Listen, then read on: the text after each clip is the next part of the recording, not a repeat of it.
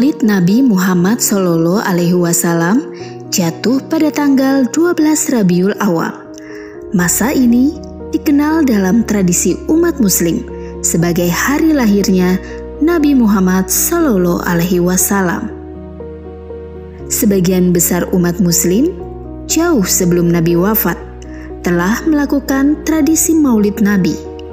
Hal ini dilakukan sebagai bentuk penghormatan kepada Nabi Muhammad SAW.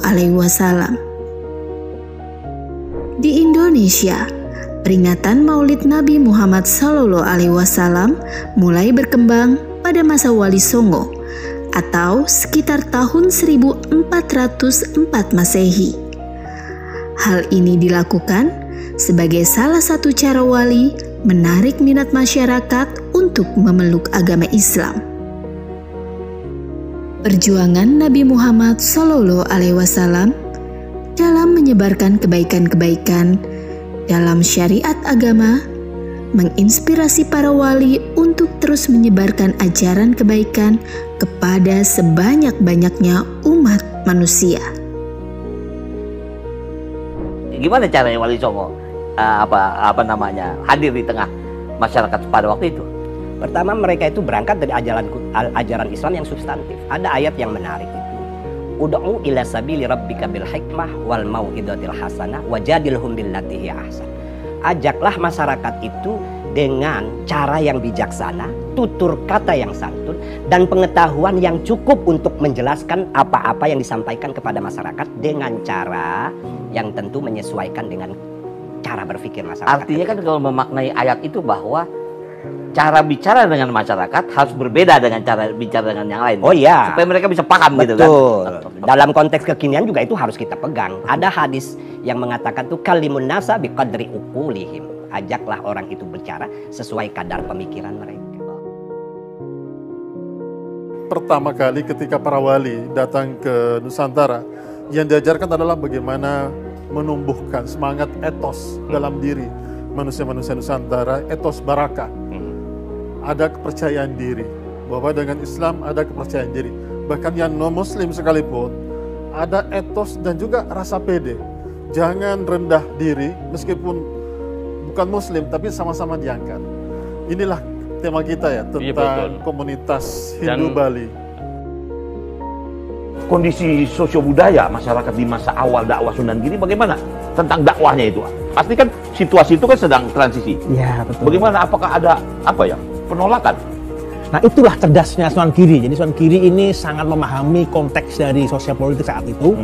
Kalau wali-wali Songo lainnya memang dia tidak begitu dekat dengan kekuasaan. Tapi Sunan Giri ini memiliki terah raja, jadi akhirnya beliau sangat mumpuni untuk menggunakan kekuasaannya, yang dimana dia adalah putra dari salah satu terah Brawijaya, kan?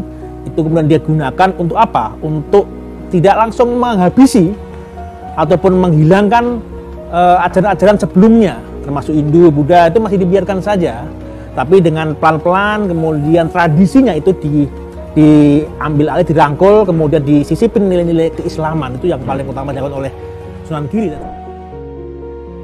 Nabi Muhammad SAW juga mengajarkan kepada manusia untuk selalu berperilaku lemah lembut, saling mengasihi, juga menghormati. Bahkan perintah saling menghormati telah diturunkan Allah Subhanahu wa Ta'ala dalam surat An-Nisa ayat 86. Apabila kamu diberi penghormatan dengan sesuatu penghormatan, maka balaslah penghormatan itu dengan yang lebih baik daripadanya, atau balaslah penghormatan itu dengan yang serupa. Sesungguhnya Allah memperhitungkan segala sesuatu. Selain itu, Nabi juga selalu memberikan tauladan untuk selalu santun dalam melaksanakan dakwah. Sesuatu yang berawal dari mata hanya akan berakhir dengan air mata. Tetapi sesuatu yang berawal dari hati sampai akhir tidak akan pernah mati. Kan? Dakwah yang berangkat dari hati akan diterima oleh hati.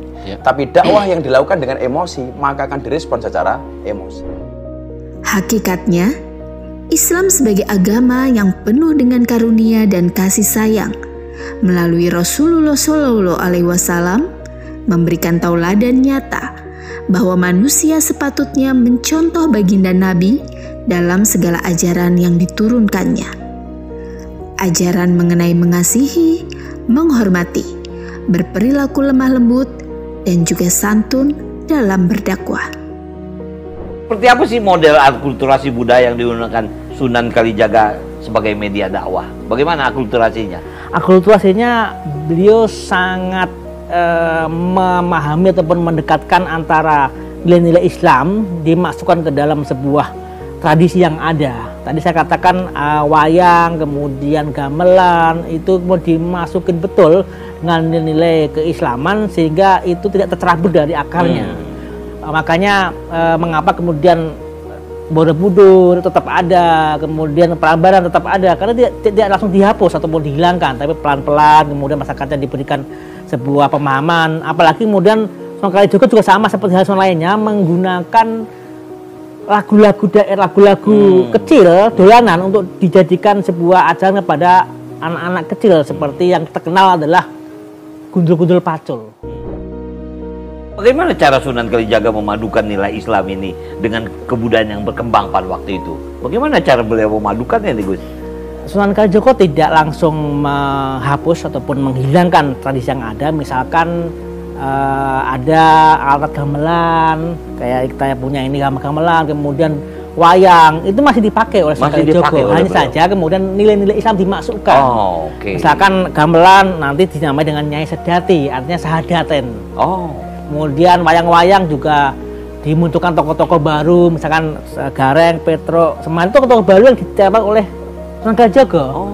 Kemudian juga setelah itu juga ada serat-serat yang itu cerita pewayangan seperti Dewa Ruci, Bima mencari air suci, itu digubah oleh Sunan Kalijaga dengan sebuah suluk Syekh Malaya yang menceritakan bagaimana Syekh Malaya ini atau ketemu dengan Nabi Khidir. Semoga momen Maulid Nabi kali ini dapat memberikan spirit bagi kita semua untuk dapat meneladani hal baik yang telah dicontohkan juga diperintahkan oleh Nabi Muhammad Sallallahu Alaihi Wasallam.